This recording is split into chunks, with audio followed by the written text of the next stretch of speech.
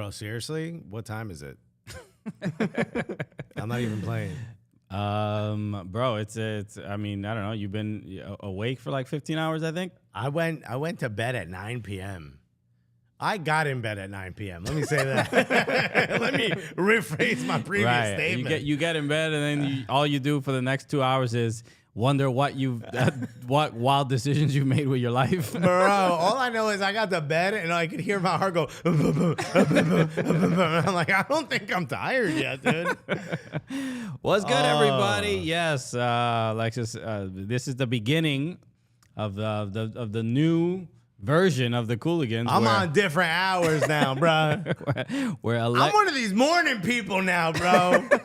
Very, very morning people. Let me tell you something. Why y'all up before the sun, dude? Nah, bro. The sun is out here. Like when the sun wakes up, they're like, yo, why y'all awake? The sun be like, damn, son. Am I late? And seeing you got me worried. What's good, everybody? Welcome. Yes, we're a couple minutes late, so you know how it is. Get ready for some new schedules, because I might be like, hey man, I'm on the train from Stanford, and when I wake up in Pennsylvania, I'll come back. Why? How did I cross the Mason-Dixon? Damn. Wow. What, am I back in time, dude? What happened? I swear I was in. Why am I drinking sun tea on a porch, yo? I'm invited to a cotillion. Oh, damn. I think I went too far. The Oregon Trail. Damn, I made a mistake. Damn. Banger. I barely know her. I don't know if you want that. Alexis versus 10,000 Lions versus the Sun. Well, the 10,000 Lions win because the sun ain't even up yet, bro. All right. The sun busy in the Atlantic Ocean, bro. What's good, everybody? Welcome to the Cooligans. It's the Cooligans, buddy. My name is Christian Polanco. Did I hit it? You didn't hit it. Okay, well, I think I broke it. Hey, I'm Alexis Guerreros.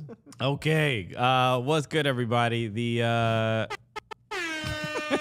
Okay, this is just he hits those buttons just so he can wake himself up. It really is waking myself up. You know, I read an article from a scientist. Already, I'm like, yo, this man didn't read a thing. Sorry, I read a YouTube. I watched a YouTube video that paraphrased an article. I read a YouTube title, and I know. And now I'm going crazy. I'm an expert. Yo, shut up! You're giving away my secrets, Christian. No, seriously, I read two articles by a group of scientists that have studied sleep over the last 20 years, and they surmised different ways and that your body knows it's time to go to bed, like, you know, primally, and I don't think primally is a word, and how it knows to awake. So naturally, we would see the sun through our eyelashes, right? Or through our eyebrows, our eyelids. Eyelids. Damn. I'm getting there, bro. Yo, everybody buckle in. Bro, it's going to be a wild one, bro. Because this class is in session. You got to see it through the eyelashes, bro. You got to see it through the eyelids. You know what's funny, man? On CBS, man, they'll be like, yo, you made a mistake. I'll be like, we got to roll with these. Sometimes these are gold. Somebody talk to Christian to let y'all know how it is to work with someone like me. Sometimes there's gold and then there are hills. You feel me? We just gotta find them. You just gotta let it ride sometimes. Yo, we gotta roll, baby. What you gotta do is just add a BL to the mistake I made. Your blashes, bro. So, okay, here's the thing. So you would see the sun through your closed eyes. You would feel the sun on you, right? And it would naturally wakes you up. Apparently it starts to diminish a chemical in your brain. I believe it's like adenosine or something like that, adenosine, right? So you need to stand in the sun, right? Or you need to stand in light. So I put on the light to my bathroom because I'm up before the sun, right? Right. And the other thing it says is that naturally your body temperature is supposed to drop, and that alerts your body that it's time to wake up. So their suggestion is take a cold shower. And let me tell you, I tried. And I got about I would say a hefty 30 seconds in before I was like, yo, fuck this scientist, bro. Okay, well, I mean, look, this is I tried, man. this is and this is only day one. So, Imagine day 20. It's gonna make me asleep on this table. So yeah, look, a lot of times people when you drink cold brew, people always usually say like, oh, It's Alexis, a cold brew episode. It's a cold brew episode because Alexis is a little trippy. Yeah, you know? yeah. And you're Because I come in hot. you're not even gonna need coffee this time, bro. It's just in the future, it's just you're gonna be just loopy Alexis. Yeah, man. I mean, you guys are getting like, you guys are getting what the Alexis that Christian gets before we hit record. Robert from LA Paid $5 for us to say this. Can we get your thoughts on how MLS clubs did in the CCL last week? Yes, we can. We'll recap some of that. We did. Given that we record on Tuesdays, it's usually before the matches happen. And too far after. And too far after from the previous weeks or whatever. But we can make fun of Austin getting cooked by a team with a kid from Jersey and a bunch of players who haven't played together in 256 days. Because we spoke about the first legs with Eli Lesser when he was here, which was also great. Eli came in hot. And he also, because obviously he's an LA It's a big moment for him. Sure, I guess. Yeah, but to be on this show is an honor. And also, he's an LA Galaxy fan, so no, he ain't got nothing to talk about. Right. So a lot of people had a lot of strong opinions over his opinions about LA Galaxy. Without trying, he's a bit of lightning rod. You and I have said some wild shit, and people be like, "Yo, they're crazy." Eli gives you a well thought out thing, and they're like, "Bro, that dude is banana. We need to get him on the internet." That's the problem is that people expect, most of stupidity or bad opinions from us. But when somebody is on the show with a proper, well thought out perspective, they're gonna be like, "No, this is why this person shouldn't even have a platform." Yeah. How dare he ruin the No, I respected it. Show. I respected it because Somebody said if I take a cold shower, Omar Ramir said Alexis is gonna turn blue like the Coors Dude, always on brand. Part of me definitely be like, oh, I think it's time to drink. But it was interesting because they were giving Eli some of the like, oh, he's like an influencer. We shouldn't care about his opinion. And it's like, bro, you see all the stuff around here? There's a lot of, we've been heavily influenced. Yeah. Have you not been influenced by us, bro? We've been trying. Every time we have this cold Coors Light. We're not doing our jobs well enough if you ain't influenced. Yeah. I get it because he like dances and stuff in videos, Sure, I get why you would plan him that way. But the guy runs This Week in MLS. Yeah. He kind of knows what he's talking about. Exactly. Has a lot of, good perspectives on the league, probably more than most people. But that. If you ain't got haters, you ain't popping. So that's Is you? I say no, bro. So also, Kevincho said he would come in hot. We got to make this happen. Oh, that's right. We got to get Kevincho. Kevincho. Also, shout out if you have not subscribe to Kevincho's channel because Sporting Kansas City are doing him a favor. I think the content strategy is like, it's better when they stink. It's when we're like, we're just not gonna do very well up top, so that Kevincho has just more to discuss and more to talk about. How do we get our number one influencer to bubble? What if we suck?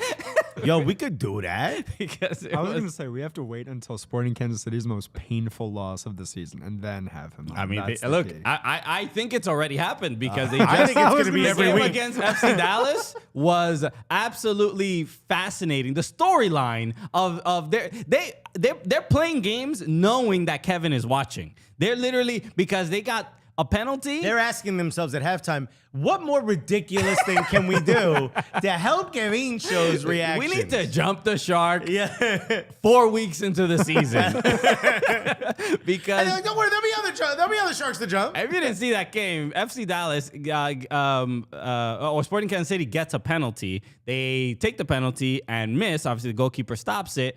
And they find that the goalkeeper encroached. He stepped over the line before the shot was taken. They do a retake. He resaves it. And he saves it again. Bro, this was when I was watching Kevin's highlights of this match, I was like, bro, I feel sorry. I feel sorry for my mans because it's one of those like, yo, she's not treating you right. You gotta leave her. He's like, I can't. Bro, you too loyal, bro. You're too loyal. Didn't the keeper also get a red and then that got rescinded? It was a second yellow. A second yellow. And then that got rescinded. Damn, bro. Yo, if your club was a dish, it'd be a struggle play. So a fascinating week in MLS. We're gonna go over a bunch of MLS stuff, a couple of the matches. We'll go over some CCL stuff. Also, Christian Pulisic did his sit down interview. Okay, he did a nice 60-minute style. Yeah. It was very. He was like, I'll bring a little bit of heat. Mm-hmm. Okay. You know? So and there was an adultness of this interview. there was a maturity that we're not used to. Like he said, give me the mic. Yeah, a little self-awareness, a little bit of it was like a child telling the adults hey, we all gotta get our act together. Let me tell you. Let me be the adult in the room. So we'll begin there because Christian Pulisic did do an interview with ESPN, and kind of out of nowhere. I don't think anyone kind of expected this, especially after the World Cup, all the drama with U.S. soccer, the Reyna family, the Berhalter family. I hate that you're showing this. Can you pull up the YouTube version? I can. I didn't get that ready, but I can. Well, because there's something I want to show you. All right. There's a reason why I want this, because I watched this. I watched most of it on the train here. You're sure? I'm not gonna lie to you. It was kind of a boring. It wasn't all fascinating, but it was just to me at least just the fact that he did the interview to begin with. Also, the interviewer, Graham something. I don't remember his name. What a great interviewer. He's really good. He really made Pulisic feel comfortable. Yeah, he asked questions as if how we would if we were professional. You know what I mean? Kind of like what you do. Really. Right. Yeah. Really. When I think about it, it's more me. What's all this weed stuff? You were like, you must be speaking French, my guy. What is this? What you wanted to show? Click on the main one, the full. This one here. Yeah. Because there's something I just want people. We really got to get a premium account. It's ridiculous. Okay, what did you? When we skip the ad. Yeah, when we skip the ad, here we go, and then switch to the full screen because I want people to go to the next shot. Go to any shot where Okay, now see how close he is to the screen? Yes. Now go back to the first frame. Okay, so all right, I'll show it. Oh crap, I didn't set up the thing. Sorry. Oh, everybody. really? I'll set it up right now. Give me a second. We're super professional. So most of you have probably seen the clips of the interview. This is the full sit down from ESPN FC. It's Graham Hunter who sits down, who I believe is Scottish from his accent. Honestly, you think from the accent he doesn't know anything about Christian Pulisic, and he's like, "So, when did your home country start playing football?" Sure. But no, dude, it is very well thought out. So we can see it now, right? Yes, they can see. Okay, see how close he is. Pretty big. I got a big head, right? Okay. It's a pretty big head. Okay. Now go to the first frame. Okay. No, first frame. This one. Why is he so far away? It looks like a little child. And why is Graham so close? You can tell they adjusted the camera midway, but when I first saw it, I'm like, what a shocking juxtaposition between how big Graham's head is and look how far and tiny this man is in the shot. He looks like a little baby. Yeah, they didn't crop in. I don't know. Eventually, midway through, they zoomed in. They were like, yo, we can't keep this. But why would you leave this as the first shot? I think they wanted to show the background, maybe the jersey in the back. It's a little jarring. Yeah, but did you see how close Graham is? My guy is next to the freaking camera. He looks like Dr. Evil. Yeah. It's such a weird weird juxtaposition. Well, look, these are the things that Alexis notices that you're not really getting on the other shows. No, they don't want this on CBS. They've told me very clearly. They said this is more of a Cooligans observation. I think this might be too stupid for CBS. Everyone in the production room feels bad for you. So this feels like maybe you shouldn't bring it up again. Okay. So let's focus on, instead of what Christian Pulisic looks like, we'll focus on what he said during this interview. Sit up straight, my boy. Because he did... beautiful shacket. Overshirt. Oh, that you he's call it a wearing. shacket? Shirt jacket. No, I know what it's coming Yeah. from, but you know. Just my boy Shaquille O'Neal, Shaquille O'Neal. But let's focus on Christian Pulisic and some of his comments. So here we go. For me, it's an interesting one because, like you said, I'm not here to appoint the next manager. It's not my job. Whoever it is, I'm going to play and give 100%, and that's what I'm going to do. But yeah, in my opinion, it's everything that happened with Greg. First of all, is I think handled in an extremely childish manner. I think we all have seen what's been going on. I think it's childish. It's youth soccer.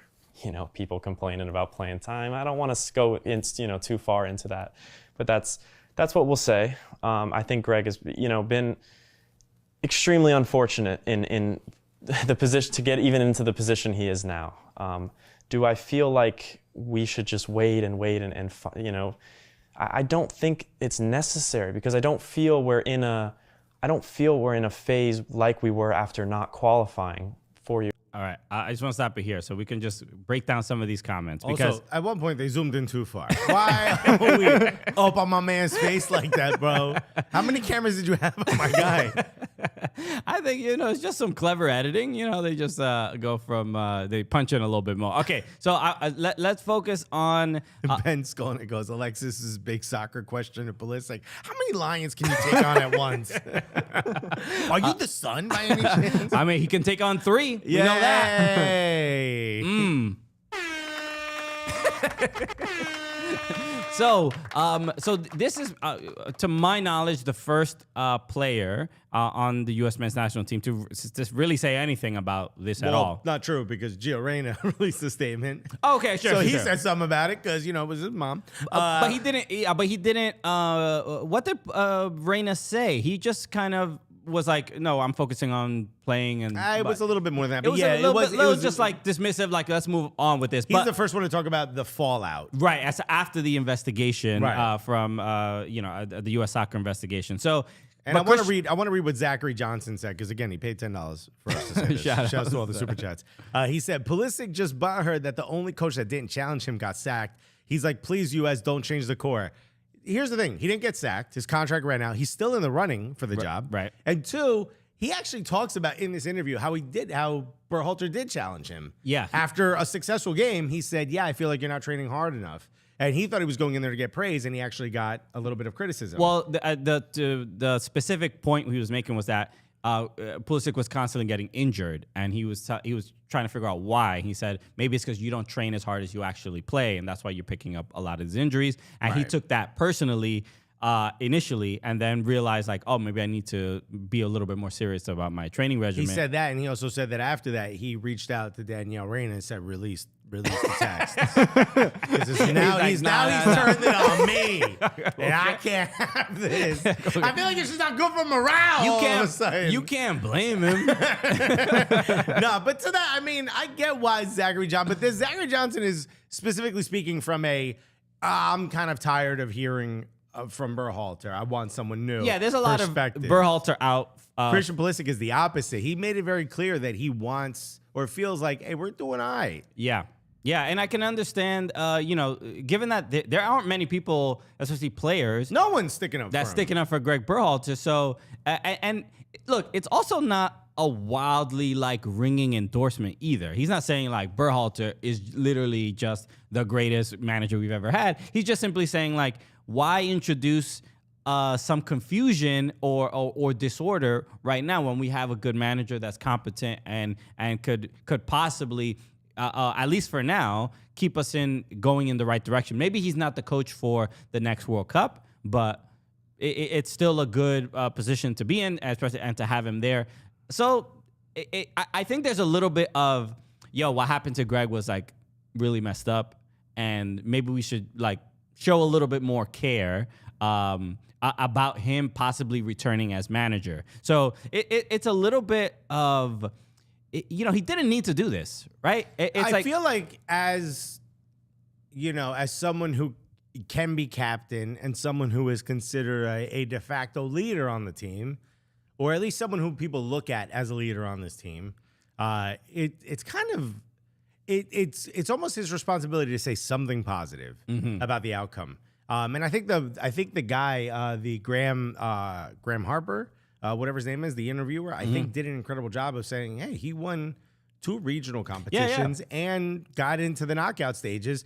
That's rare, and that's a good outcome. That's a good coach anywhere else, but it seems to be negative. So it takes you. He couldn't pile on. It's not his job. But I feel like he's done a good job his entire career of sort of playing the middle, other than his Instagram likes, of playing the middle. You know what I mean? My man is swiping all the way right. Yeah. On some of them Instagram posts. Yeah, let's just say his shoulder's a little lower on the right-hand side because he seems to lean that way. But for him But he needed to say something that was like, hey, let's give him some credit. And I feel like that's what he did. He didn't say, hey, the Rainers are wrong, or Gio's wrong, or you guys are wrong. He said childish. This needs to be, he said childish. He's kind of, and if you notice, he begins every answer with, or like, the thing is, and they're all, that's, for people who've done public speaking, that's a cue that you're about to give us a cushioned version of what you really think, or you're about to give us the quote unquote right answer. Yeah. And he's not saying a lot of this from the heart. This was the one moment where I feel like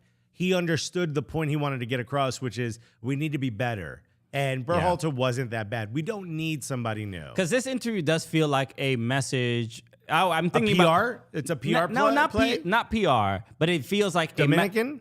Cuban? Which one? Which country is it? It feels like a message to U.S. soccer.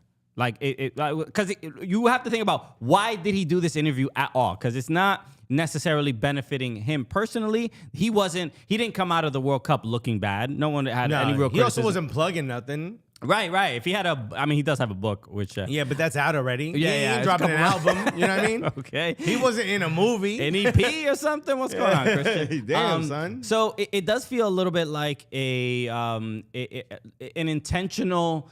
This is how I'm gonna get the message to U.S. soccer to like get their act together, find the technical director, get a coach, do something, and he's just making the point like, yo, Greg did a great job, and he's not completely saying like he's just a great manager, but it's like it's a little bit of the best PR. The person that comes out best out of this interview is obviously Greg Berhalter, and it implies that he kind of wants him back. Right, and that I think a lot of people kind of took that from. At the very least, I don't know if it implies that he wants him back. I think it implies he'd be happy to have him back, but it does imply that he benefits and benefited from his run as manager, and that if he were to come back as the U.S. men's national team head coach, he would be happy.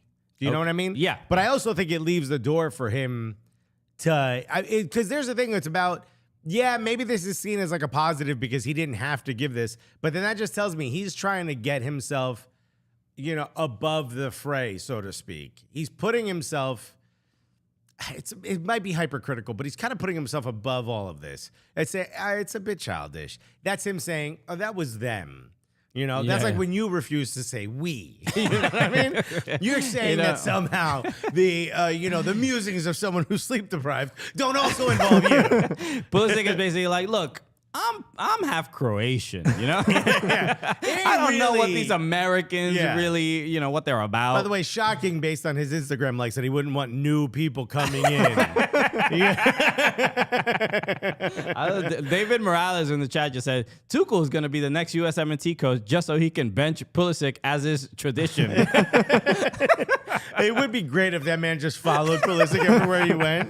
You don't get any playing time. No. Right. He's going to have to hire Reyna as an agent, bro. So look, really the main points out of the 60 seconds we just played is the bigger talking points are him really saying this is childish and speaking positively about Greg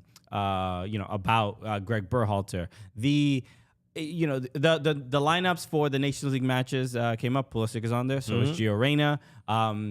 Smiling coming off the bus, Gio Reyna. Yeah, I look and to me, Gio Reyna is like he made the mistake he made by getting upset that he didn't get to play in that first match against Wales, and he accepted responsibility. His teammates spoke to him about it. The coaching staff spoke to him about it. He accepted accountability and responsibility.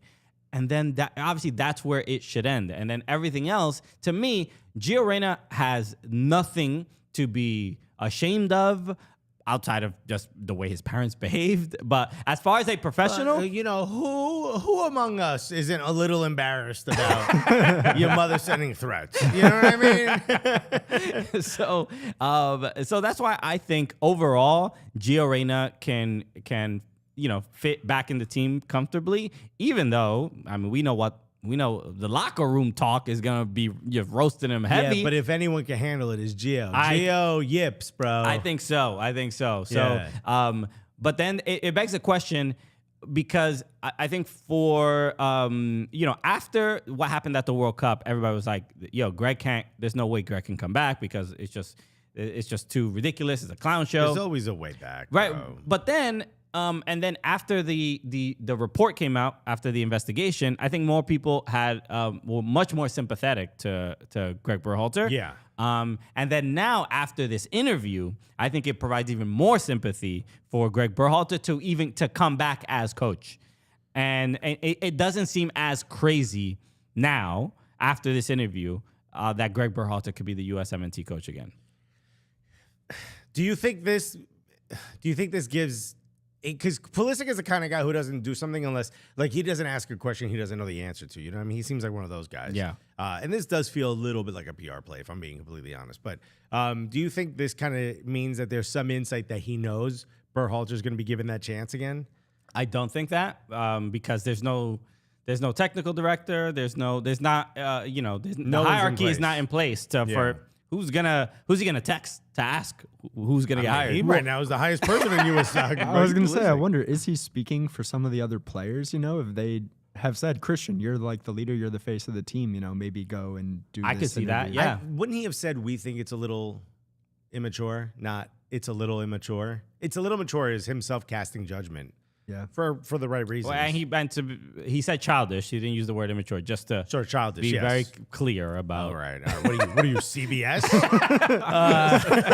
I am here to provide some level Is of. there anywhere I could just get it wrong? I could just go on dumb tangents, talk about seeing the sun through your eyelashes. Give me a safe space. Okay. Yes, but he said it's childish. He didn't say we think it's childish. He goes, it is childish. That's him casting judgment. I would love to see other players say something, but also, I don't feel like you really gain anything by saying anything. I think at the end of the day, Berhalter is going to be judged. This will come into play for sure. But now that he's being sort of cleared via the investigation, he's going to be judged based on what he did. And again, I have to say, beating Mexico twice, beating Mexico in finals, getting into the knockout stages, you did good. You kind of, as far as I'm concerned, earned the next steps. You've certainly earned up until your sort of mid-tournament competitions, right? Like your Nations League Gold Cup kind of time. Mm-hmm. And if we don't have to qualify, so if you don't see a progress, you don't see a next step at that level, then you say to yourself, let me get someone in here who will bring us to the next step, because you're not going to have the grind of qualification to really test whether Berhalter is the right guy or not moving forward. And you have to ask yourself, did we see his ceiling? Did we see Berhalter's ceiling? Yeah, did we see all the tools in his toolbox? I guess it sort of does feel that way. I like this from Mike Thomas. He said, it's crazy that sympathy would give Greg more of a chance, though. People were ready to have him fired purely on merit of his performance this cycle, and which I think is just a pretty harsh assessment of what he did. I mean, he couldn't have done much better. He could have maybe done better in qualifying to get in first. But the team that did finish first in qualification didn't get out of the group stages. The team that finished second in CONCACAF in qualifying didn't get out of the group stages. The U.S. did. So what is the barometer? Where do we say what is good enough? I guess if he beats Netherlands, then are we having this That God conversation? status. I mean, what? Like, seriously, that's the problem. Is like, what else could he really have done? Somebody in the chat, I think it was Honestly, Zachary. it's like you got to beat Wales. That's kind of what's still sticking in people's mind. Not specifically, but if you look at it, Yeah. you're right. Bird's eye view, the guy did everything you were supposed to do, but everyone's like, yo, but he didn't go for it against Wales. It's like, bro, Yeah. let my guy cook. Well, Oscar Ramirez, I want to read this because he paid $4.99 for me to say this. Thank you again for the super chat. Said, good thing for Gio is the locker room is changing lots of new faces. This way, use punctuation. Lots of new faces. This window. The last World Cup squad, I don't see all making it to the next World Cup. Yeah, I guess you're right. There will be some turnover, and you're about to speak about someone you want to see on the squad, maybe? well, so Segue, bro. Well, I was going to ask one question before we move on. What do you think Gio thinks of this interview? Because as much as Pulisic didn't like explicitly go after his parents, he went on ESPN and he was like, hey, you guys are being all childish, like kind of criticizing his family. Do you think he has a problem with it? I don't think they get along. well, they did. They dapped each other up at the Champions League match. Well, I was there, and let me tell you something. I don't know if the camera was on them a lot. It didn't seem... It wasn't lovey-dovey? Nah, not even lovey-dovey. Like, when players play with each other, but they're on different teams, they'll like lift each other, pat each other on the back or the butt or something. There was like a contentiousness in the way they interacted. So this must be new, though, right? They weren't always like that. Maybe it's because of this. But the interview happened after that game. Yeah, no, maybe it's so. because of this situation, the Berhalter-Reyna. Yeah, that I could see. Yeah, but it doesn't look like, from my perspective, and I was sitting next to other people who know of, the situation, and I'm like, bro, it don't look like they get along. And they're like, no, it don't. I mean, look, maybe this is a... Again, I had a couple beers at this game. couple Coors Lights. I drowned myself in. Every time I saw a Blue Mountain, I went for a swig. You feel me? Let's just say that maybe my judgment was a little bit, or was it stronger? So look, we can... It's a great question, but I do think, I don't think Gio Reyna is Pulisic's type dude. You know what I mean? Do you kind of get what I'm saying? I feel like I they're don't two see different it. personalities. See, the one thing I can see is I've heard this about Gio, that Gio is generally a very confident guy to where he could come off as arrarrogant to some people. He welcomes conflict. Believes in himself. He's a Jersey dude, bro. But he grew up in New York. He grew up in Jersey. No, I think His dad went to St. Benedict's. Like, they're Jersey fans. They're Jersey, but I think he grew up in New York. He was an NYCFC I don't think academy so. kid. Anyway, regardless. Shout out Westchester, New York. He's one of us. Yeah. He's from New York? Yeah, I think he grew up in New York, but Okay, says he was born in Sunderland. Bro, this is the Sunderland coming out of him, bro. he looked Mad disrespectful. confident, believes in himself, and He went to school in Greenwich, Connecticut. Bro, where's this attitude coming from, bro? you got So elbow pads on your blazer. I my could see how maybe some of the banter and stuff like that could maybe rub people the wrong way. But we met Gio. Gio was, incredibly like affable, very polite. One of my favorite interviews ever. In fact, we'd love to interview you again. I'm sure. I'm sure you have want to not listen to the show in order for that to happen. Hey, not my fault. But I think because of his bravado, Pulisic and him feel like they wouldn't be best friends. They may get along, but it feels like they wouldn't be best friends. I've seen a lot of video of Pulisic and like McKennie hanging out. I ain't never really seen Gio Reyna going out for milkshakes. You know what I'm saying? I wonder who. Best friends is a very high bar. Like, who is Pulisic really, really close friends with? McKennie and Tyler, I think. I think those are his homies on the team. Oh, I don't know. I mean, Tyler and Weston, you can see their behavior. Obviously now at Leeds, they're clear. But I'm not taking sides necessarily. I mean, there's a lot of big personalities overall. I think a lot of players on the U.S. men's national team have a lot of respect for Christian Pulisic. So in the general question about like how does Gio feel about this interview, I don't think this interview happens without him talking to Gio. That's all. Nah. I think You think Gio co-signed this? Yeah, go Not ahead. not Talk your shit, my guy. not co-sign, but to me it would be so odd if he doesn't even I don't think so. I don't talk to think him he a told little him bit, about like, yo, I'm gonna do an interview. Maybe I'm gonna share my opinions. I don't know. Well, Zachary that- Johnson maybe. threw another super chat in here. Yo, Zachary out here. Zachary really want to get his points across. Thanks. He paid us $10 so that we could say this. I'm Team Gio. Again, he's speaking for Zachary Johnson says he's Team Gio. As a Crew fan, he saw firsthand how Triple G handles altercations. He did my boy Kai Kamara dirty. Greg doesn't have his endorsement. Okay. So he's holding on to some MLS beef Okay. when it comes to ain't this. letting go. Nah, I don't think Greg Berhalter is a saint. I don't think he's gotten every decision he's made right. But it's hard for me to say, here's what I think you've done wrong. The one thing you can say is there's better tactical managers out there. Sure. Yeah. There absolutely. That's one where I'm like, okay, who? Because the name I keep hearing is Jose Mourinho, and you want to rip this whole fucking thing down, dude? As far as every U.S. men's national team coach that we've had, at least in my memory, from when I really started paying attention to U.S. men's national team, I would say Greg is the most progressive manager we've had to try to make our players do things they're probably not 100% comfortable with. Playing out of the back, playing a bit more possession. Yeah. That's really never been the ethos of the U.S. men's national team. Well, I mean, he's the most tactically progressive manager we've ever had, and that's including Jurgen Klinsmann, I think. I 100% agree. Yeah, I would say so. You know, someone said that like 4 of the last 5 managers, or like only 3 of the last 25 years were the U.S. men's national team not coached by someone from the New York, New Jersey area. Oh, yeah. And they ended it with like, it's their fault. I'm like, damn, son. So and then we were somebody mentioned Camilo Garcia said, yo, Zach got money. yo, okay, But you're spending it in the right place. exactly. We're finally attracting, a more affluent fan base. We were gonna just start talking about technology.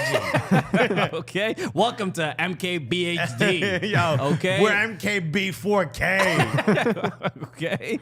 Bro, Anyway, we're gonna go to Carney and Rob when they shut down the studio. we love the YouTube folk. Thank you so much. Okay. So somebody did mention the about sort of new faces in in the U.S. men's national team. Alex Zendejas also who made the official switch. 25.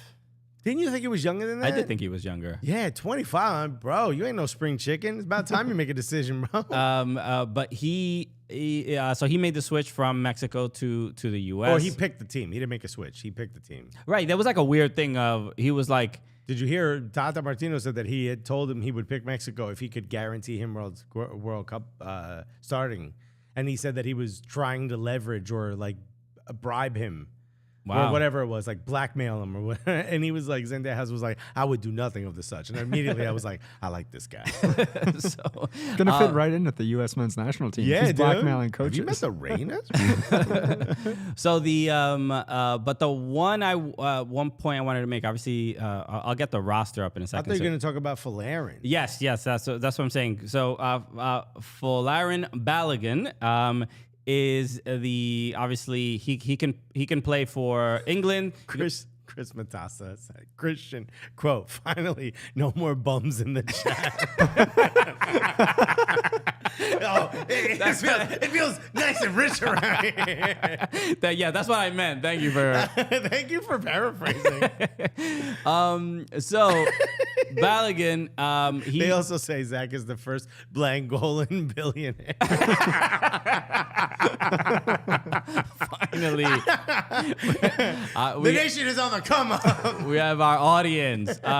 Balogun did obviously in the recent call-ups for the international break. He was not called up for England, and No, but he did unfollow the English national team. right. So he is at he's playing in France for Reims.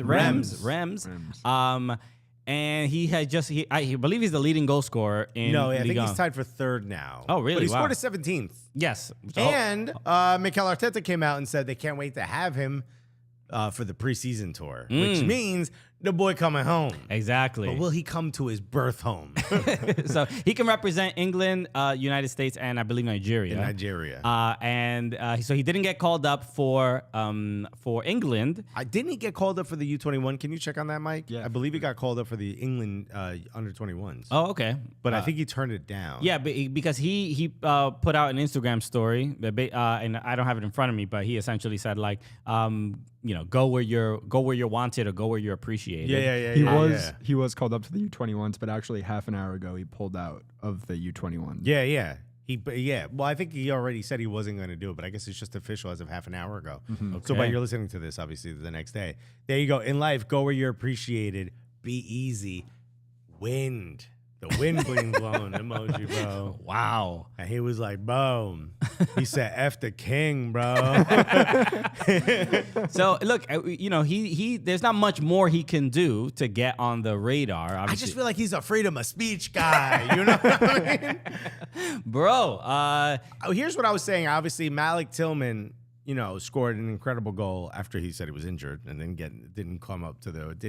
couldn't go to the men's national team camp because he said he was injured, but still played this weekend for Rangers, Okay. which is hilarious. But Malik Tillman having an incredible start, 20 years old, maybe a little bit raw right now. We haven't seen enough. Dude, Folarin Balogun, that guy starts. Without a doubt. That guy is your starting striker in the men's national team. What are you waiting for, Folarin, bro? So that's somebody did mention, so your boy Thierry Henry has been in conversation, and the stories are out. Speaking of PR, because there's clearly a push, right? You think Thierry's like, you want Folarin? You gotta hire me, which means I become an assistant, right? Okay, I'm there. I'm the water boy at this, on the sideline. No, this is because of Balogun. Oh, you coming in the check bag, bro? I'm gonna find a way to get you. I'll be there. I'll do Bro, whatever we I gonna gotta do. cut a little air hole for you, a little straw. Okay. It was Nico Cantor, I believe, on the Champions League coverage when Thierry Henry was there, and then the conversation. I think he asked him, or somebody did ask him about the vacancy for the U.S. men's national team position, and I if think he it would, was Jamie joked with him and he covered his face. That was the first one. and see if he would be interested. And Thierry Henry didn't, deliver a resounding no. I think in the background he's been having some conversations. I could see it, and I think a lot of people think maybe Thierry Henry is the manager for the U.S. men's national team. Balogun is maybe a little bit more intrigued at this project. Well, hold on a second, because new name has emerged. Ooh. Patrick Vieira Okay, yeah. just got sacked so they could hire a 75-year-old white guy. Because Some clearly, feels racist. I'm just gonna say it, bro. You went from a French guy to a Brexit guy. I don't know anything about Roy Hodgson, by the way. It feels like the wrong way, bro. it's like the optics of it, and just to like add some credibility to what you're saying, is instead of just making fun of it, it's just like there aren't many black managers in the Premier League, so it always feels like, what? He wasn't doing that bad. Nah, So- not for Roy Hodgson. The corpse. They'd zoom the corpse of Roy Hodgson. Yeah, Just the man. he unretired him. They unretired him twice. This is the second time he's had to come out of retirement. Let that boy have his jello, man. Kirby D in the chat says, I love Henry, but no. First of all, do not talk about my friend like that. You will be banned. So it's an interesting thing, because Henry, obviously, we know a legendary player, but his coaching, resume, I gotta speak, nice about your boy. Yeah. Talk easy, because I'm within smacking distance, bro. I got you, Thierry. So it's, that's been a lot of the criticism. Some people have even said, I've seen people say like they would want Henry there for the vibes. They don't even believe he brings vibes. He brings vibes. They're like, I don't even care how he does. They just And I want to present something to you before you finish your sentence. The World Cup is going to be in our country. We have to present a extremely marketable club or team, sure. right? I love you, Berhalter, but you don't really move the needle. You know what I mean? On the TMZs, if you will. You know what I mean? Okay. Thierry Henry might be one of the coolest human beings ever exist, right? Without a doubt. Just second only to me. You know what I mean? That's a tough list right there, boy. I got an idea for you. I got an exclusive. Both of them Oh, both of them? Both of them, bro. I'm dead serious. What if you hired Thierry Henry as the head coach, Patrick Vieira as the assistant coach? That was just, sure, just bring all the Invincibles. Would Vieira do it? Probably not. Probably not. But would the vibes be infinite? The vibes would be, well, I mean, just start a Claire LaFontaine Academy Bro. out in Wisconsin. You might as well get Pogba in there. Just see. Yo, another French national team, I'll take it. Bro. I'm being serious. I mean, could you convince Vieira to be an assistant coach with Thierry Henry? I'd say this. I would be, I guess I could wrap my head around Patrick Vieira being the manager more than I can wrap my head around Henry being the manager. But Thierry is suave. He brings the cameras. He did it though with the Belgian national team. He was the assistant to He was Roberto the assistant, Martinez. but I think he's ready for like a real opportunity. How did they do? How did Belgium do? Listen, I have alternative facts. I'm just gonna. I mean, we could put the responsibility on Roberto Martinez, sure. We could also put the responsibility on Lukaku for getting how to play the sport. I think that's a big one. But even look, I guess as far as connecting with players, I feel like Henry would have a good. That would probably be his strength. But as far as tactically, I think I would lean on Vieira more. Yeah, but Vieira don't really. Didn't we talk about this? He don't get the blood flowing the way Henry does. He's not as good a hugger, is really what I'm trying to say. We have. Henry went inside the jacket. I don't think y'all peeped that. We have direct, firsthand experience. Yeah. This is not anecdotal. With Henry and his hugging style, so we know what he offers there. He does. We've confirmed he does go under the jacket. It's obviously always a good move. He loves Alexis's sneakers. Right. Let's talk about this. Has Patrick Vieira ever touched my socks? The answer is no. So I think the decision has been made there. I'm looking for the photo, the hug, and look, and we can look inside the jacket. Inside, you didn't need to do that. He didn't need to do that. He saw the wings coming up, and he went in. He tucked in. Okay. Look at me nuzzling as far into his neck as I possibly could, bro. So yeah, essentially. Say Tally said, "What kind of blood flowing are you talking about, Alexis?" I'm just saying it's flowing. You decided what specific Thierry area. Henry comes with a subscription to hymns. Yo, Zachary Johnson just burning through his kids' inheritance. Paid $5 for us to say this. Zachary Johnson says, I want Antonio Conte as manager. The look at those boys' faces when he shreds him in the locker room. Also, Oguchi Onyewu as sporting director, which actually might happen. We spoke about that. I think I was with Eli Lesser. I think I spoke about that with. But I'd love to see it. No one's talking no type of smack when Oguchi Onyewu was around. Remember, he broke Zlatan's rib. Yeah, man. You don't mess with Oguchi. And he beat Micah at arm wrestling. Yeah, man. He's a beast, bro. Dude, I'm not saying no to him. Have you seen the arm wrestling whisperer? Have you heard of this guy? No, you on TikTok too long, bro. Dude, yo, have you heard? I've not This heard is about guy. He knows some deep cuts on TikTok, bro. This is guy. They call him the arm wrestling whisperer. He looks like from what was the movie with Sylvester Stallone? The arm wrestling. Over the Top. He's great like movie. It's one of those. He goes to arm wrestling competitions, but he mics himself as he's arm wrestling people, and he whispers at them. He's like, "Oh wow, you're really strong.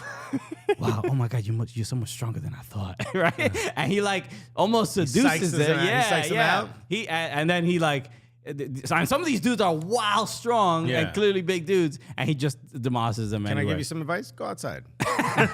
Go outside, my guy. No, man, this man brings me peace. Bro, you got too much every time minutes, bro. Anyway.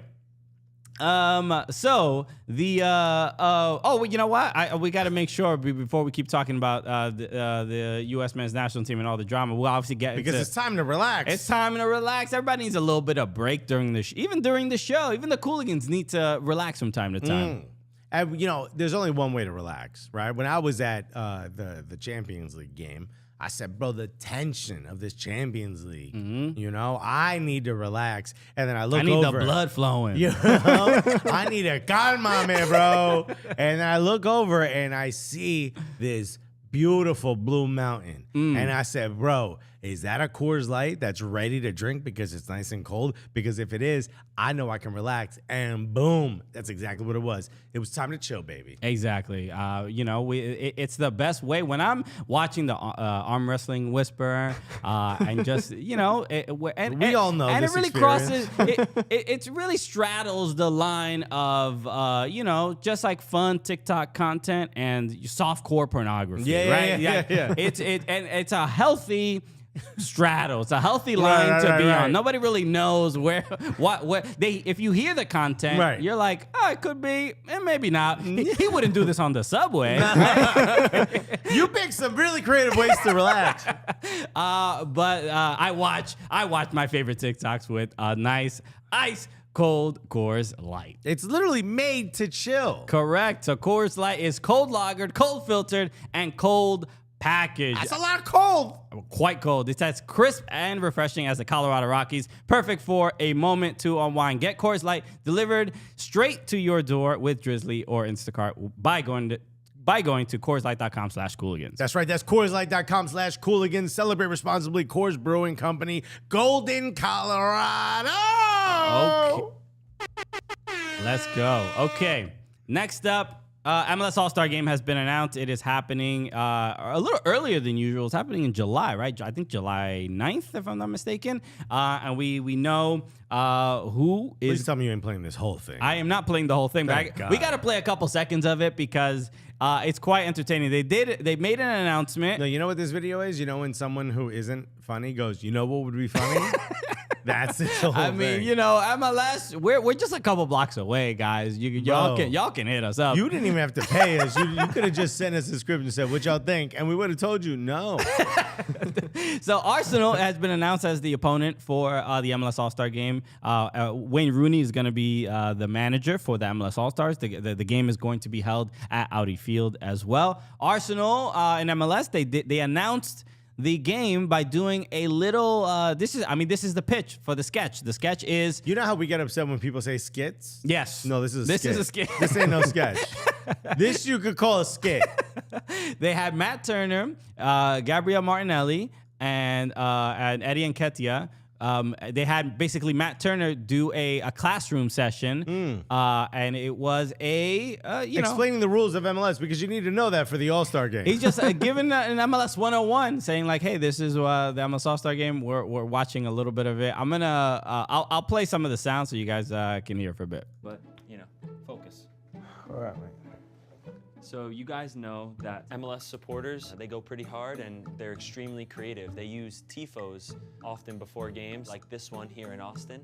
And then, of course, this one, which means something pretty special to me. Is that supposed to be you, bro? The beard looks a bit better in the pictures than it does in real life, but just my opinion. Let's move on to... Okay, so the angle was. Nobody likes Matt Turner. Let's roast the American on the team. Yeah. But you can see when Eddie Nketiah delivers that line, that was probably the 20th time he delivered that line. There was no They said, humor. give me another emotion. He said, I ain't got another emotion, bro. And it's not to suggest, like, I'm not going to expect incredible, Meryl Streep. impeccable comedic timing from footballers. Yeah. But This ain't James Judy Jench or whatever her name is. James Judy Jones? Who's Yo, my that? brain stopped working 7 seconds Sounds ago. like it's just your favorite author. Yo, that is the queen of Blangola, bro. So that's it. You go watch it on the MLS, all the MLS channels. But We showed you the best part. we though. showed you that. They Literally. roasted. They roasted. Matt Turner. I thought the first. So when the angle of like when you're looking at the all the bits or how do we escalate this sketch? If this is sketch comedy 101. You find the funny thing, The and third then one also has to be funny. yeah, you have to escalate So you did the humorous tifo. thing. So, but that was where they started. They started at this is the thing that we have to explain to the Premier League players. Tifos. Something that started in Europe. Right? And so that is the one that's like a little bit, it's already starting in a strange, like they're dumb. Like we're talking to them like they're dumb. And to me, it kind of, and this is getting too like comedy nerdish, but it's a little bit. Where else are you going to go for this? Right. Ain't talking about this on 360. It starts, it sets the precedent or sets the tone at like, MLS is so weird that we have to like explain it to you. But there's reasons for that. Like if you started with TAM or some other things like that. That's where I would go. Yeah. Go with the This more is how obscure kind of weird things or whatever. But you know, look, Playoffs.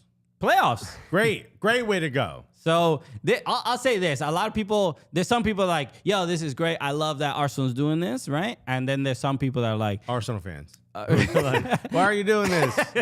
There's some people that are like, "This is making me cringe so hard. I think I developed an ulcer." Right? There's some of those people. We're going that way, and some people are whispering. That's you. In general, I'm a huge fan of this because I think even cringe content coming from from footballers there's really no negative. It's almost all publicity. Any publicity is good publicity. The attempt in itself is new. Right. There would have been an era where they were too good to do this. I applaud it. I am not here to judge. I'm just getting you. This is the only soccer show that's hosted by two stand-up comedians. So we're gonna get into like the weeds of it a little bit and give as much constructive criticism as we can. But overall, I applaud MLS. I applaud Arsenal for allowing themselves to be a little bit silly. And if you watch the whole thing, there's a couple nice little roasts, a couple jokes here and there. But yeah, also Gabriel Martinelli just comes out as like a little choir boy, man. He's just like a sweet little bird. He's they both. It's sweet overall. He did a joke about where Matt Turner says, "Oh, we have a thing called Player of the Week," and he's like, "Is it Thierry Henry?" And he's like, "No, you say that every week about." And he's like, "He's a legend. He's the best." It's just like, so what is he, 9 years old? Yeah. There's like a way to play that, and I don't think they. I think they must have cut. They do another joke about Walker Zimmerman. They show a picture, like Thor. and he looks like Thor. And then this is also a comedy no-no in stand up as well. Nketiah said "in it" twice in the sketch, and then the first one was like, "Oh, that's kind of cute." He's throwing the little bit of English, but then he says it again. Yeah, but that's an actual colloquial. Like that's actually how they speak. But I gave up on that word very quickly. I don't have the dexterity right now. But the second time he says it, it feels so forced. It feels like that's the punchline. You can't use. I didn't read that. I was just like, oh, why is he? I didn't read that. Why is he leaning into the English so hard? No, I think it was like they were forced to say, "Oh, I'd love to see him and Big Gobby go after it." Right. No, you wouldn't. You don't respect Walker Zimmerman. Shut up. We do. My favorite joke. You don't. My favorite joke about Walker Zimmerman was when he said, "Oh, you may have seen us at the World Cup. You may have seen him with me and him playing together at the World Cup." And Nketiah goes, "Man, this guy's always talking about the World Cup." He just keeps talking about the World Cup. And it's like, bro, yes, that's he a good was one. there. You wasn't. Bro, sorry. Where was you, my guy, on your couch? That's what Matt should have said, 100%. Lean in, bro. Interesting, because I was playing at the World Cup. I didn't see you there, Eddie. Damn, Eddie. Was your phone not working? Because I was saying, meet me at the TCBY in Qatar, and you wasn't there. Boom. Okay, that's how you go back at this European condescension, dog. You wasn't there, isn't it? Dog. But no. Again, still great to see. I love that they're, even MLS, even Arsenal, that they agreed to it and to try something fun and silly. That very much applaud their efforts in this. Okay. A couple other things. I wanted to just show the U.S. men's national team roster and go over it very quickly as soon as I can find the actual roster. Here we go. I'm excited for this. I don't know if there's any names. I'm gonna fall asleep in the Uber, bro. If there's any names that were a bit of a shock, I know Tyler Adams he was a scratch because he had a hamstring injury. Nice to see Daryl Dike back. Nice to see Ricardo Pepe Yeah, You know, after the hang up of the phone heard around the world, he's back. Yunus Musa, incredible. Want to see him continue. Zach Steffen also returning, which is also big. And look, I don't think we've talked about. I don't think it's like anyone's really talked about what happened with him missing the World Cup. But there were rumors of like one, his injury had not really fully healed, and two, maybe there was some like personal reasons why he was staying out, or he had to kind of. Whatever. There were some personal reasons that might have kept him out after that of maybe the U.S. men's national team makeup. Whatever it is, I'm happy to see him back. Yeah. I'm happy to see him getting that opportunity again. Daryl DK also makes a return. Yeah, I mentioned that. We haven't seen him in quite a while. The Austin Trusty. Yeah, that's a big one. Finally, dude. Yeah, I He's get it. looked so good for Birmingham City. I think, I wouldn't say not long overdue necessarily, but he's had he was sold to Arsenal, and he's on loan. He's on loan in Birmingham City, I mean, imagine he plays for Arsenal, bro. He might be at the. He's like good enough. He might be at the preseason, right? Yeah, I don't know if he's good enough to start right now. But he's shown he's a capable defender. It would be fascinating to see. So Taylor Booth also getting his first. Where did he come? Taylor Booth came from where? Where is he right now? I forget where he is right now. He's getting his first. He plays in the Netherlands for Utrecht. Utrecht, that's right. Okay. Cliff Soccer Zone said, "Trusty the process." Let's go. And Ice Cobra said, "Do we think Miles will be able to get back to his pre-injury level?" Miles Robinson, also obviously getting called up again. He was definitely going to the World Cup, and then obviously tore his Achilles. There's only one way to get back to that, and it's like especially camps and competitive games.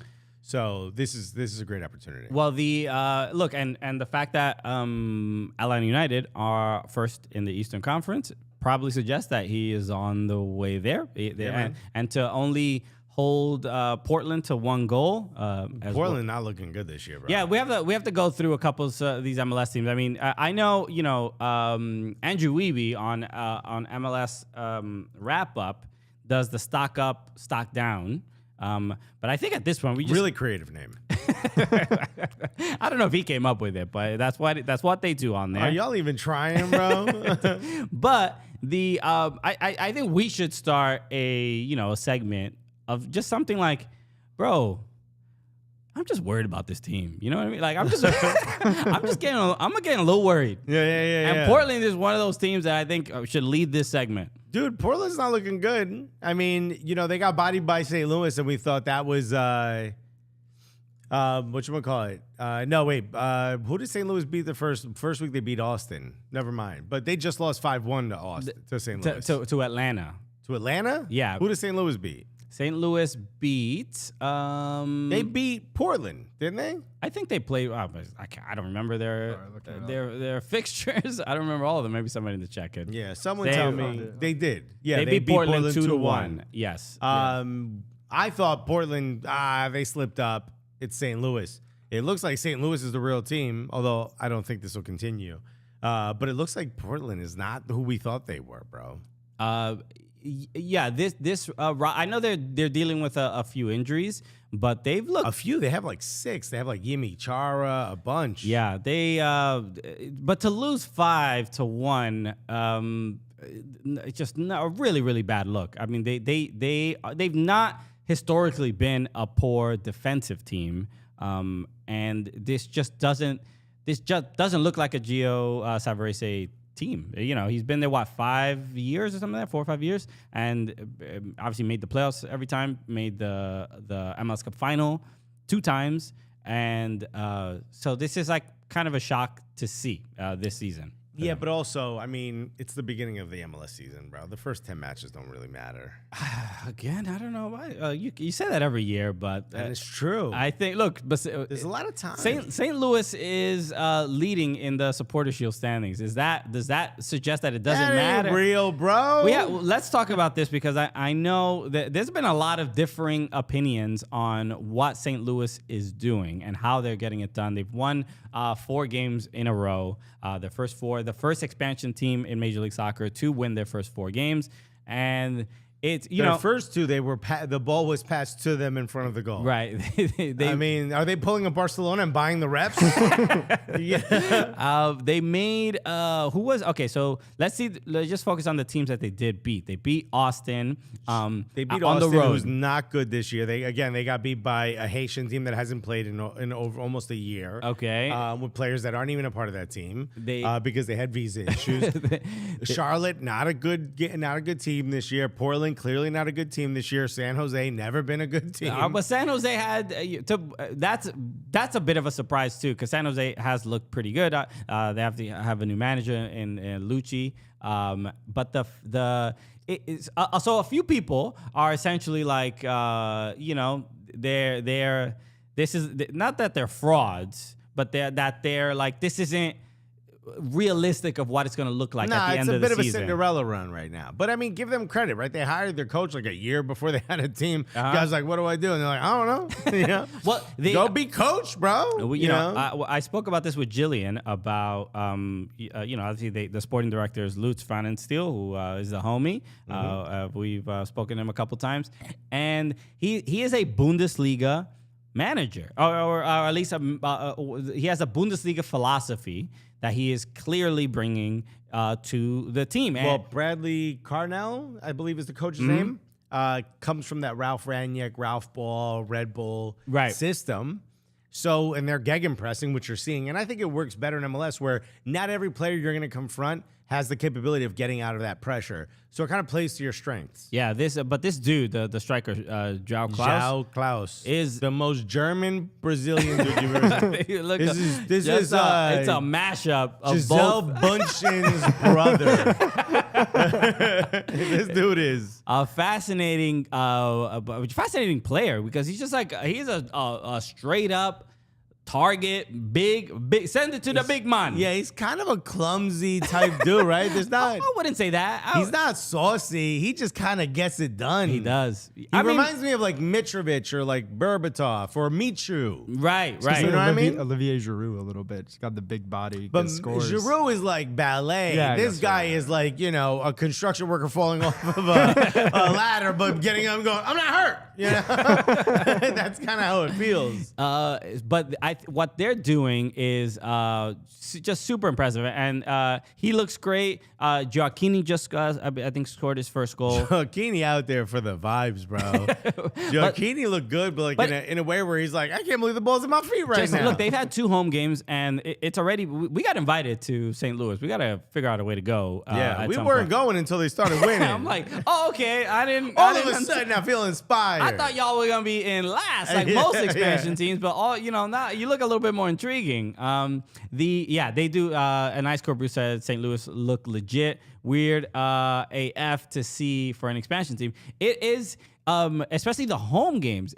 I'm not used to an expansion team. I guess maybe Atlanta kind of started it. Maybe even Seattle. Atlanta was a little bit, but when Seattle was like the fans were why you showed up. It's like the home games for expansion teams, especially the first year, are not initially that intimidating because usually everybody's still trying to figure stuff out. But it's just that the fact that St. Louis has their stadium, it's gorgeous. Like Charlotte would be the opposite, where they're playing in a football stadium. Yeah, in fact, remember when Atlanta started, they were at the Bobby Dodd Stadium, which was a little bit smaller, a little bit more intimate. So that home field advantage really started there. Yeah, because even Charlotte's like in a big NFL stadium. It's a little tough to make that. Charlotte sold out their first game. They played the LA Galaxy, their first home game, and they lost that game.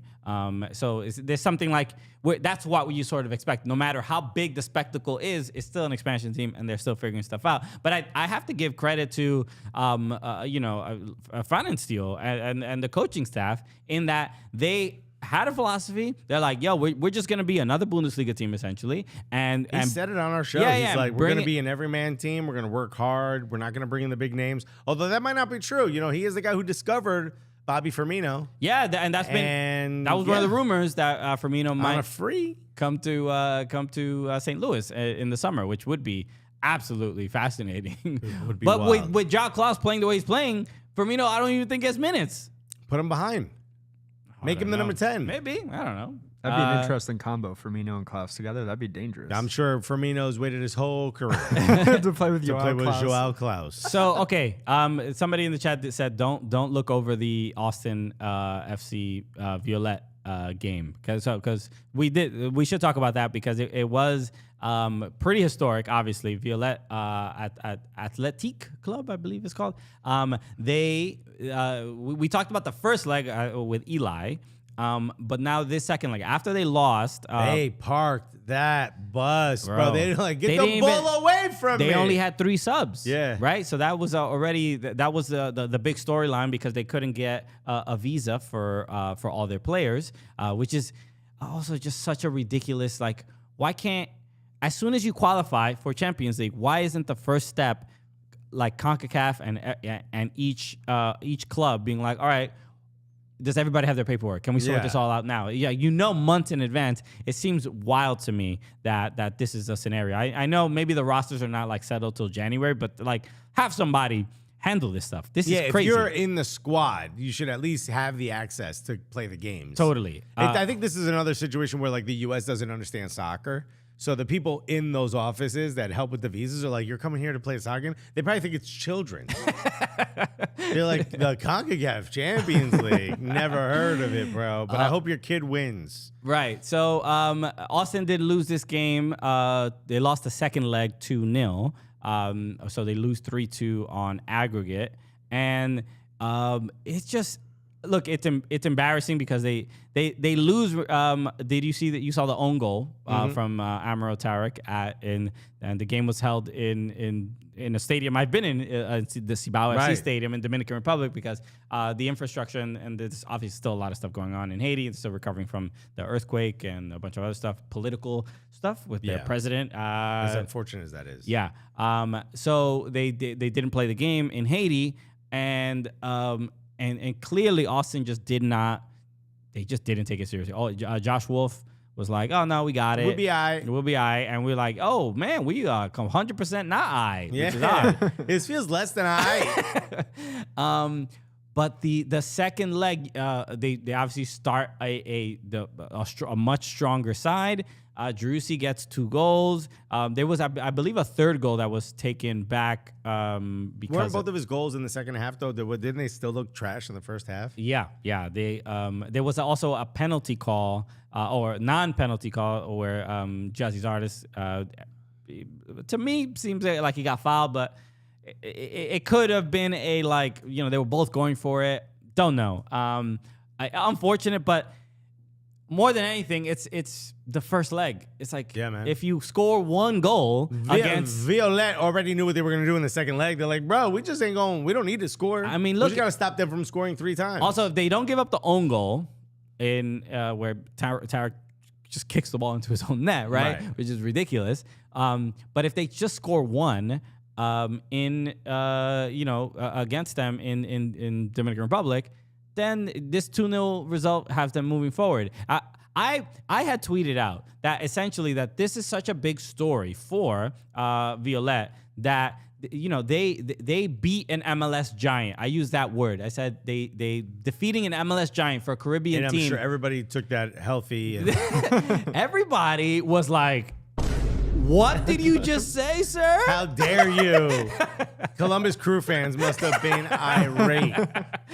Everybody is hung, and I used the word giant in quotes intentionally because relative to Violette, they are. That is not a crazy statement to make. Cooligans FC is a giant. So the fact that Violette accomplished this, and then there was another Motagua that beat Pachuca, which is a Honduran team beating a Mexican team, is also fascinating. It's huge. So these are huge stories, and it is like remarkable for like when I went to... You saw them celebrating. This is like one of the biggest things that's ever happened to this team. And that's the thing, is like even MLS fans don't understand how far the league has come. No. That to other clubs in the world, MLS clubs can be... Well, you're the one with all the money. These are the Galacticos to us. Yeah. So you have to just embrace the fact that MLS has actually started from one point and got into another, Right. where the world is actually respecting the league and its talent and its quality. It's an impressive place to be. But again, I would be maybe a bit more impressed if we didn't lose to teams like Viola. But shouts to them. I mean, this is an incredible moment for that coach, for those players. But this is a story they'll be talking about their whole lives. I think there's been a lot of just underestimating. I think from Josh Wolf's part, he underestimated that this team would show up, and it's like one of those things. I'm like, bro, did you watch any game tape of the team? Like, why Was field there, though? That's a good question. This I was don't their know. first game in 260-something days, bro. I mean, Was there wasn't game that tape? long ago? They had to have something. Oh, no. There has to be look, because to field the lineup that he fielded is It showed a lack of respect for the opponent. a little bit, Yeah. and or just maybe it wasn't even respect, just ignorance of like, oh no, we got this. This team can do this. Oh, this will be easy. Right. Yeah. And I think after the loss to St. Louis in the opener, I think maybe Josh Wolf is like maybe in his head a little bit like, oh, maybe I need to focus on and prioritize some of these MLS matches a little bit more because this one's going to be easy. And it's just it's been a rocky start because I think that loss to St. Louis messed them up. Then they lost to Houston. They just like they don't have the same like swagger that they had last year. They were literally one of the best teams in the Western Conference. They got to the Western Conference final, right? Last year. so, yeah. No, incredible team, but you look past your opponent. Yeah. What do they call those in like basketball and baseball?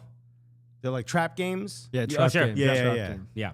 Well, I was going to say with Austin FC too, it just seems like they're entirely reliant on Sebastian Drusi to initiate their attack. They're like, he's scoring all their goals. He's assisting He all is their goals. attack right Exactly. now. Yeah, especially Well, when you got guys like Fagundes and stuff. You'd expect that They not to be the case. got rid of Musa Jite, right? From last season. Yeah, I believe so. Yeah.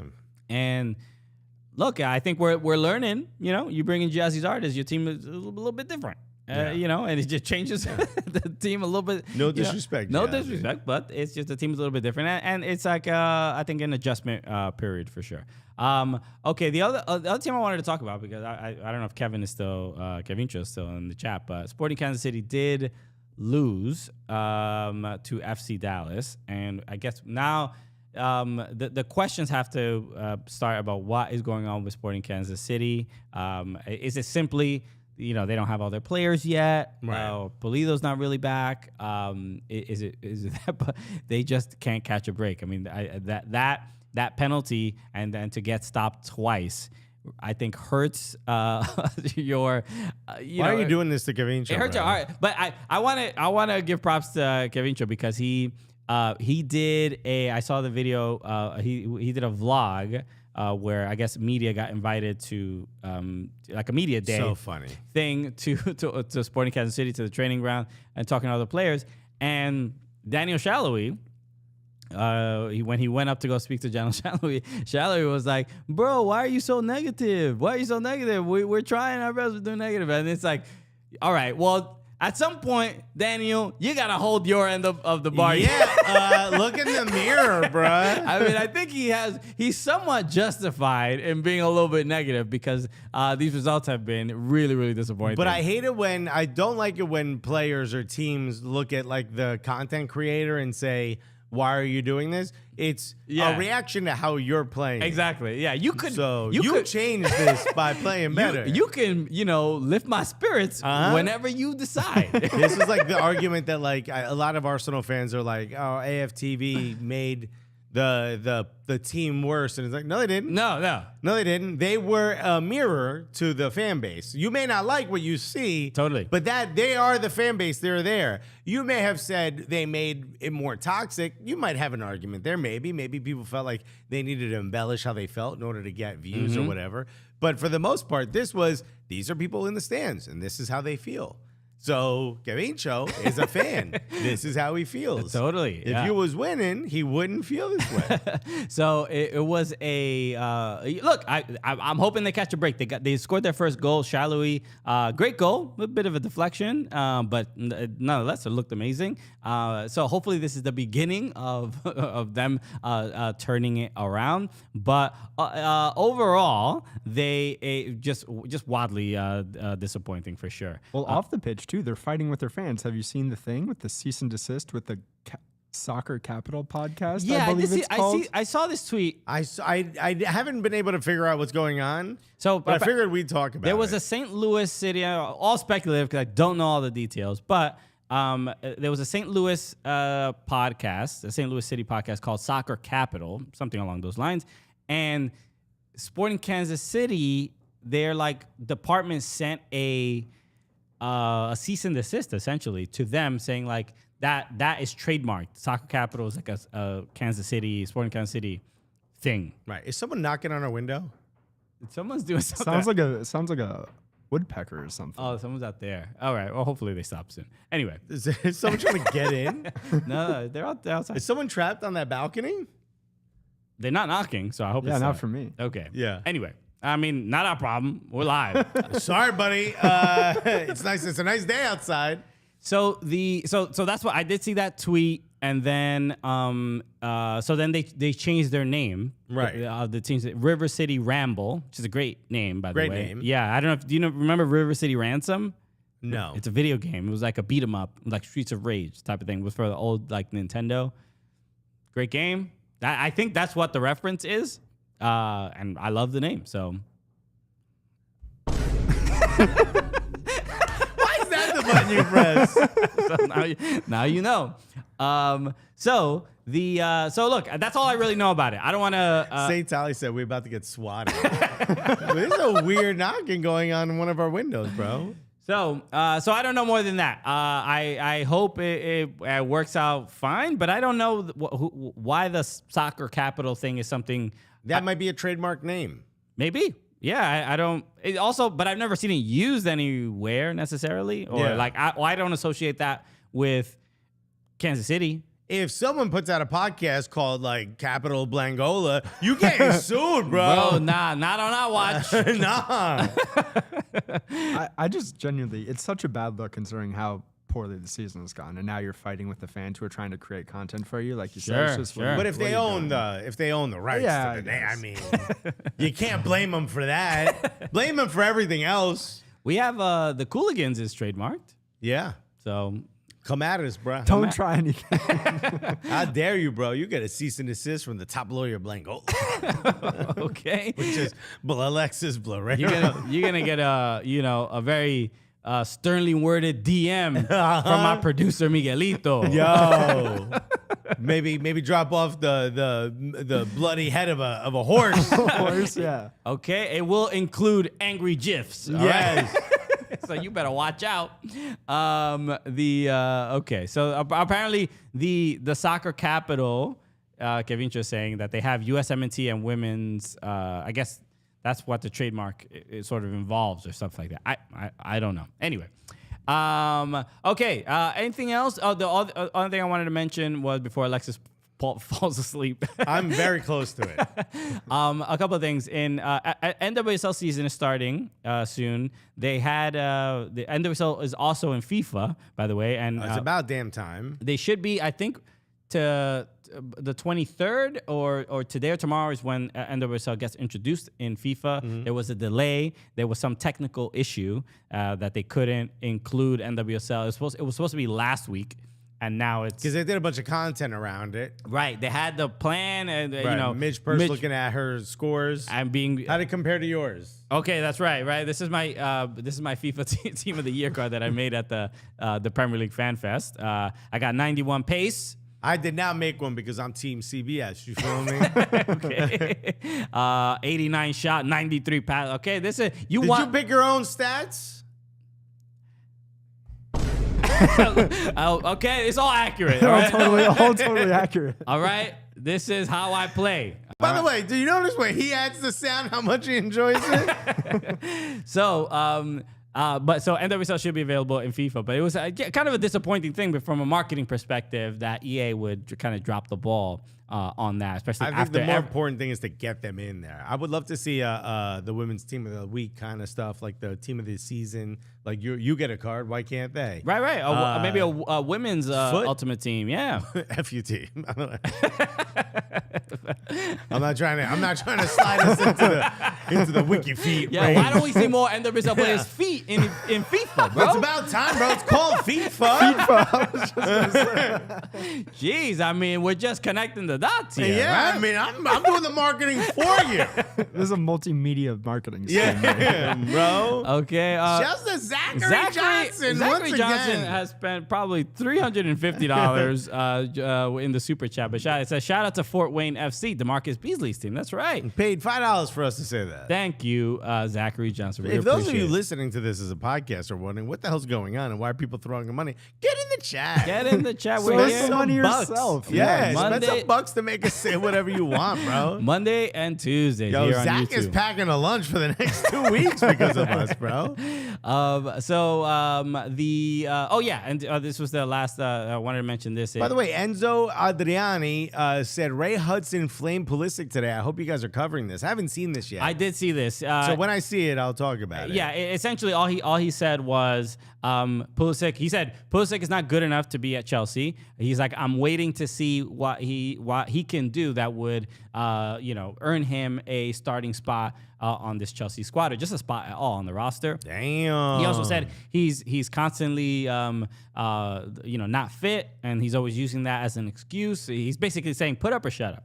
Wow. I was ready. I mean, Shit, get off the pot. We're usually used to hearing, magisterial and all the stuff, all the great stuff about Messi and everything like that. But Ray Hudson, people forget, Ray Hudson was a proper footballer. He was a coach in Major League Soccer. He won, right? No, he lost the MLS Cup final right before the team folded. Yeah. The Tampa Bay Mutiny. No. He was the Miami Fusion. Yes. So there's a lot of history. Nick Raimondo was his goalkeeper in that game. Right. So a lot of respect for Ray Hudson. So this is not just some commentator just blabbing off a talk sport dude or whatever. Ray Hudson knows his stuff, and if he's saying this, he's basically like, yo, I've had enough of hearing about Pulisic. Like, yo, he needs to produce. Yeah, well, not everyone's Messi, Ray? So the bar is quite high. Not everyone is magisterial. I know. Jesus. So I wanted to mention this in NWSL. The San Diego Wave have signed the youngest player in NWSL history, Melanie Barcenas. She's I believe like an academy kid, homegrown player from San Diego. This is great. 15 years and I believe 188 days. Zachary Oh my Wow. God. Zach.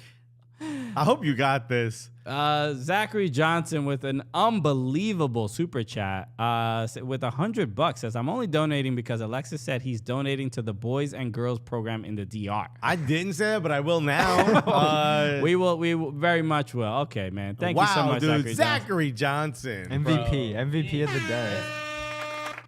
Well done. Shout out to Zachary. Absolutely. Everybody. Crushing Round it. of applause for Zach. And round of applause for Melanie Barcenas. This is interesting because Is this a new era for NWSL? we saw, the Olivia Moultrie ruling after she was trying to get signed by the Portland Thorns. sued the NWSL sued for the them, right so- to be signed. And now I think this is the beginning of younger players signing. This happens obviously in men's soccer all the time. This is nothing new. But people are maybe this is maybe a healthy conversation about the double standard, because I think when it comes to a teenage boy getting a professional contract, people are like, oh, this is great. He's on Made the it out the beginning. mud. It's the beginning of his life and all this other stuff. To be this good, he's a savant. It's like another Freddie Adu and blah blah blah. But when it's 15-year-old girls, people are like, oh, maybe she's not mature enough. Maybe there's I think healthy criticism in that the NWSL, as we know, has not for the last few years or essentially since its existence has not had a healthy track record when it comes to protecting their players. So when they hear about 15-year-old, you're like, oh, is this young girl, young woman going to be sort of safe in this professional environment that isn't always the most professional. I could see that, but I think the issue is a little bit less nuanced than that. I think it's people who just view women as you have to protect them, as opposed to someone who's 15, who's good enough to play, should be given the opportunity to play. I'm very big on youth getting the opportunity to play if they're be professionals, if they have that chance.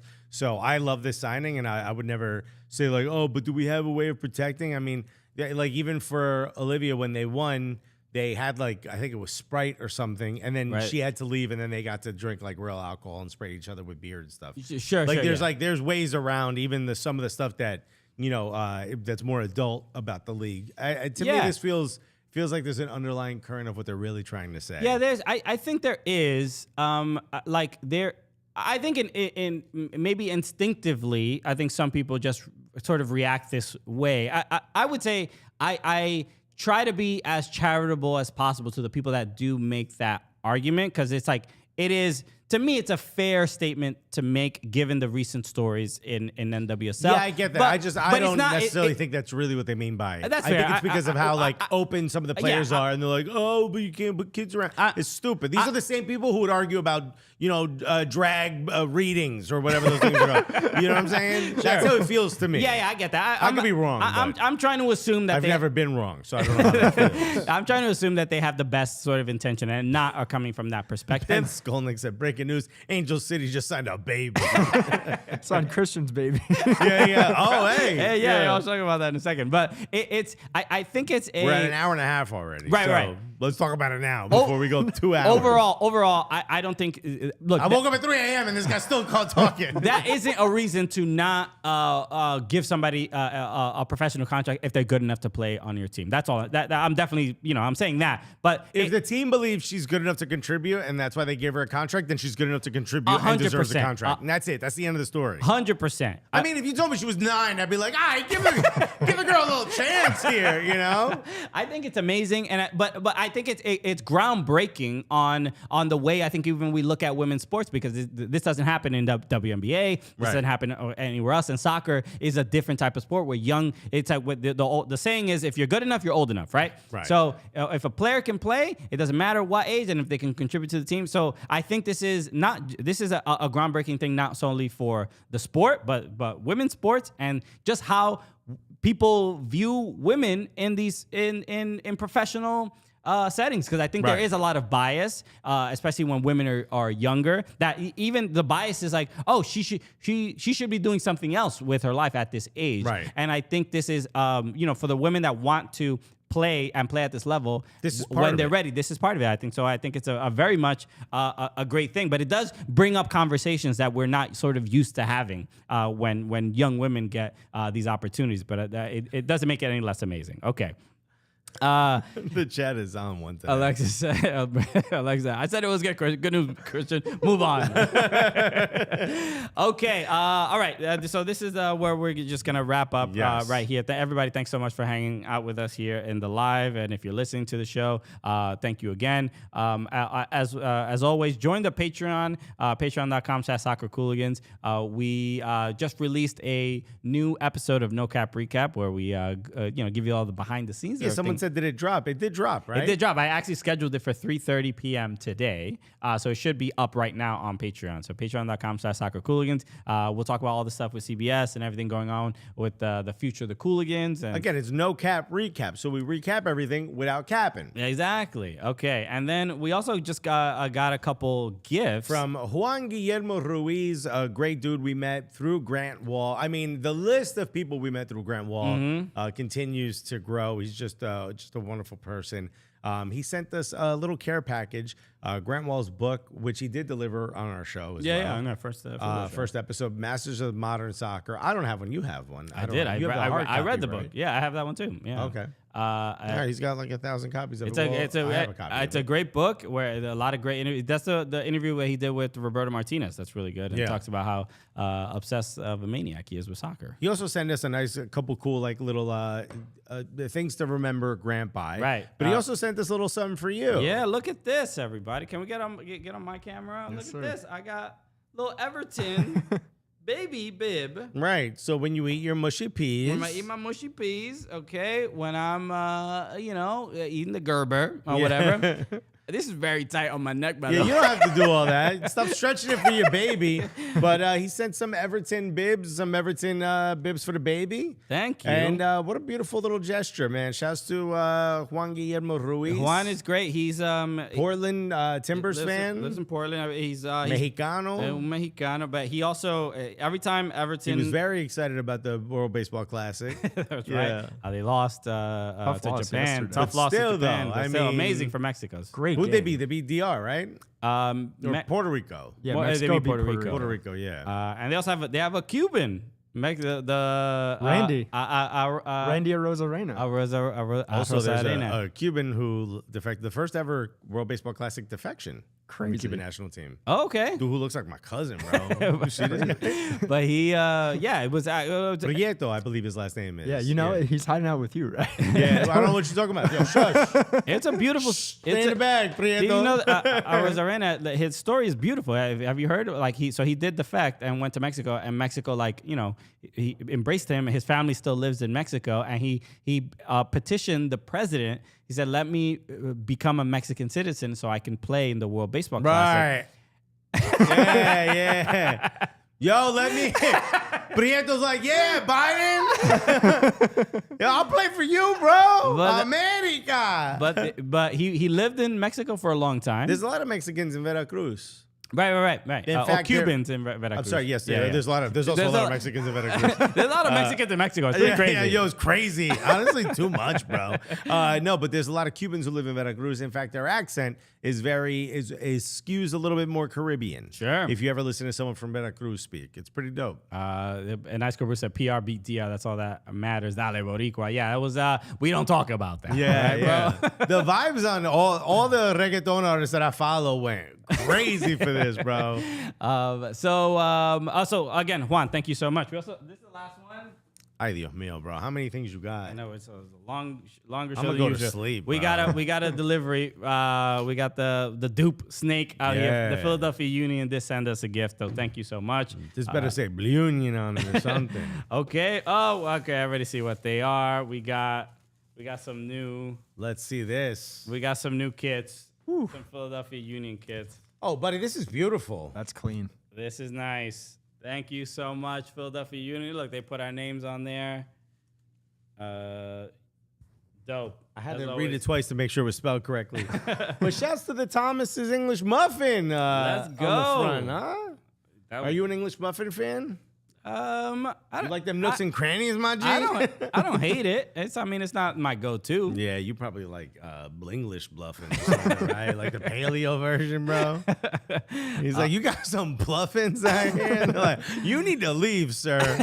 But always very appreciative of the Philadelphia Union. Thank you so much for the love. Shouts to Fang as well, bro. We miss our homie Fang. Tough loss this weekend against Montreal. VAR, correcting their mistakes. You hate to see it when it's against your team. Overall, great week. Welcome back, Alexis, obviously. And again, tune into the No Cap recap so you can, hear about everything going on with CBS, with Cooligans. A lot of news for our most dedicated fans like Zachary Johnson, which I guess you got to be honorary Gully Squad member. at this Just point, join at this point. What are you doing?